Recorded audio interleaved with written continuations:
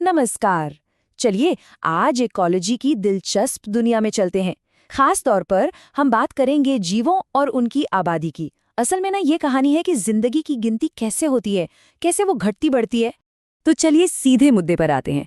एक बहुत ही बेसिक लेकिन जरूरी सवाल से शुरुआत करते हैं। भाई एक अकेले जीव और एक पूरी की पूरी आबादी में आखिर फर्क क्या है? यही सवाल है जो हमारे आज के पूरे सफर का बेस तैयार करेगा।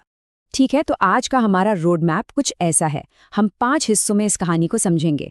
शुरुआत करेंगे एक अकेले जीव से और फिर देखेंगे कि कैसे ये मिलकर एक आबादी, फिर एक समुदाय और आखिर में कैसे जिंदगी का पूरा जाल बुनते हैं। यकीन मानिए ये सफर काफी मजेदार होने वाला है। तो चलिए शुरू करते हैं हमारे पहले पड़ाव से, एक से अनेक तक। यहाँ हम इकोलॉजी की सबसे बुनियादी ईंट यानी एक अकेले जीव से शुरू करेंगे और समझेंगे कि ये कैसे एक बहुत बड़े और कह सकते हैं कॉम्प्लेक्स सिस्टम का हिस्सा बन जाता है। अच्छा, तो इकोलॉजी के इस स्ट्रक्चर को ना एक सीढ़ी की तरह सोचिए। सबसे नीचे है एक अकेला जीव। अब जब एक ही तरह के बहुत सारे जीव एक जगह पर रहते हैं तो वो बन जाती है एक समष्टि या कह लीजिए पॉपुलेशन। फिर जब कई अलग अलग तरह की समष्टियां एक साथ रहती हैं तो वो बनाती हैं एक समुदाय। अब इस समुदाय में जब हम आसपास की बेजान चीजें भी जोड़ दें, जैसे मिट्टी, पानी, हवा, तो बन जाता है एक पारितंत्र। और फिर कई पारितंत्र मिलकर बनाते हैं एक बायोम, और धरती के सारे बायोम मिलकर बनाते हैं हमारा बायोस्फीयर, मतलब वो गोला जहां जिंदगी मौजूद है। चलिए अब आते हैं दूसरे हिस्से पर। एक पॉपुलेशन की खासियतें क्या होती हैं? देखिए, जैसे किसी इंसान की नब्ज होती है, दिल की धड़कन होती है ना, बिल्कुल वैसी एक पूरी की पूरी आबादी के भी अपने कुछ वाइटल साइंस होते हैं, कुछ ऐसी खास बातें जिन्हें हम नाप सकते हैं। तो सबसे पहली और सबसे बेसिक चीज है पॉपुलेशन डेंसिटी यानी समष्टि घनत्व। इसका मतलब बहुत सीधा है कि एक तय एरिया में कितने जीव रहते हैं, बस। और ये जानना जरूरी क्यों है? अरे भाई, इसी से तो पता चलता है कि किसी स्पीशीज के पास रहने खाने की जगह काफी है या फिर मामला टाइट चल रहा है। अच्छा, अब आती है एक मजेदार चीज, जन्म दर। ध्यान दीजिए, ये किसी एक के पैदा होने की बात नहीं है, ये पूरी आबादी के लेवल पर नए सदस्यों के जुड़ने का रेट है। एक उदाहरण से समझते हैं।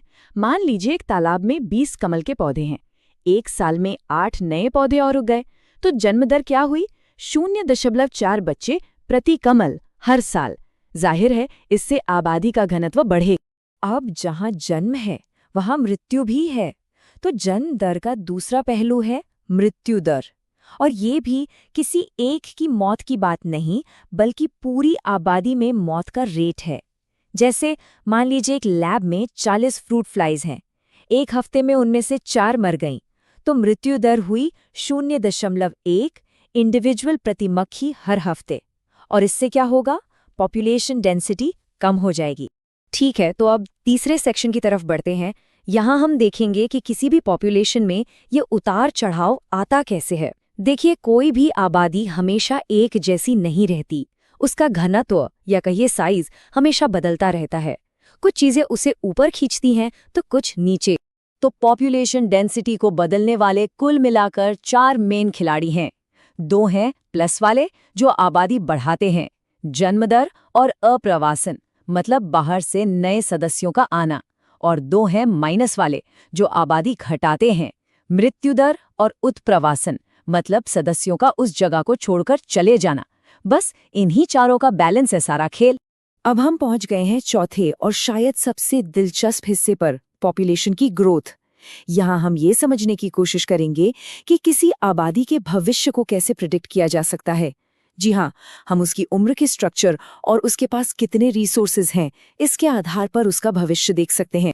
तो किसी भी आबादी का भविष्य जानने के लिए ना हमें उसे 3 एज ग्रुप में बांटना पड़ता है। पहला पूर्व प्रजनन्य यानी बच्चे और नौजवान जो भी बच्चे पैदा नहीं कर सकते। दूसरा प्रजनन्य यानी वो अडल्ट्स जो बच्चे पैदा कर सकते हैं। और तीसरा पश्च प्रजनन्य यानी बुजुर्ग जिनकी प्रजनन की उम्र अब निकल चुकी है।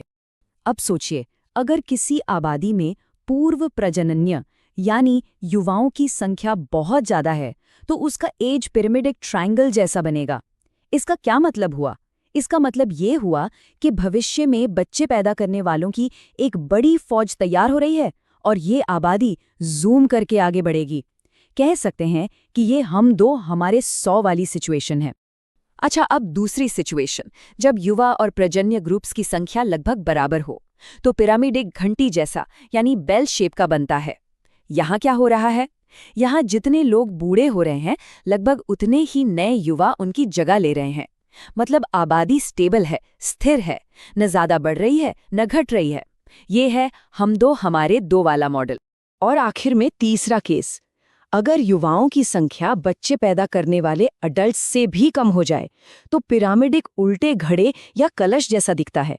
ये एक खतरे की घंटी है। ये बताता है कि आबादी घटने वाली है, क्योंकि भविष्य में बच्चे पैदा करने वाले लोग ही कम होंगे। ये है हम दो हमारा एक वाली स्थिति, जो धीरे धीरे आबादी को सिकोड़ देगी।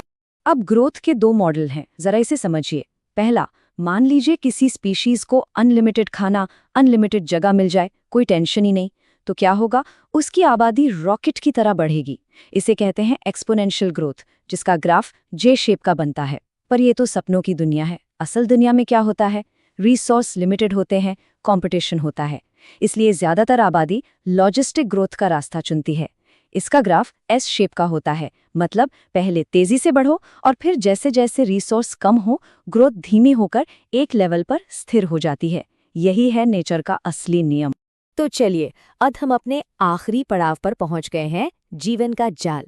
देखिए, नेचर में कोई भी आबादी, कोई भी स्पीशीज आइलैंड की तरह अकेली नहीं रहती। सब एक दूसरे से किसी न किसी तरह से जुड़े हुए हैं, इंटरैक्ट करते हैं, और यही रिश्ते, यही इंटरैक्शन पूरे इकोसिस्टम की शक्ल तय करते हैं। तो ये जो रिश्ते हैं ना, ये कई तरह के हो सकते हैं। कुछ रिश्ते होते हैं विन विन, जैसे सहोपकारिता, जिसमें दोनों का फायदा। कुछ होते हैं लूज लूज, जैसे स्पर्धा, जिसमें दोनों को ही नुकसान झेलना पड़ता है। फिर आते हैं विन लूज वाले रिश्ते, जैसे परभक्षण यानी शिकार, या परजीविता, जिसमें एक का तो फायदा होता है पर दूसरे का नुकसान। और हाँ, कुछ अजीब रिश्ते भी हैं, जहां एक को तो फायदा या नुकसान हो पर दूसरे को कोई फर्क ही न पड़े, जैसे सहभोजिता और एम्सिलिज्म। सहोपकारिता की बात करें तो ये नेचर में टीम वर्क का एक बेहतरीन एग्जाम्पल है। यहाँ दो स्पीशीज मिलकर ऐसी पार्टनरशिप बनाती हैं कि दोनों का भला हो। इसका सबसे क्लासिक उदाहरण है लाइकेन। ये असल में शैवाल और कवक का एक ऐसा पक्का रिश्ता है कि वो एक दूसरे के बिना जिंदा ही नहीं रह सकते। कमाल है? तो इस पूरी बातचीत के बाद जाते जाते एक सवाल छोड़ जाते हैं। हमारी अपनी आबादी यानी इंसानों की पॉपुलेशन, वो कौन सा ग्रोथ कर्व फॉलो कर रही है? जे शेप वाला रॉकेट या एस शेप वाला बैलेंस कर्व? और क्यों? जरा सोचिए। इसका जवाब उन सभी चीजों में छिपा है जिनकी बात हमने आज की। ये सोचने के लिए एक बहुत गहरी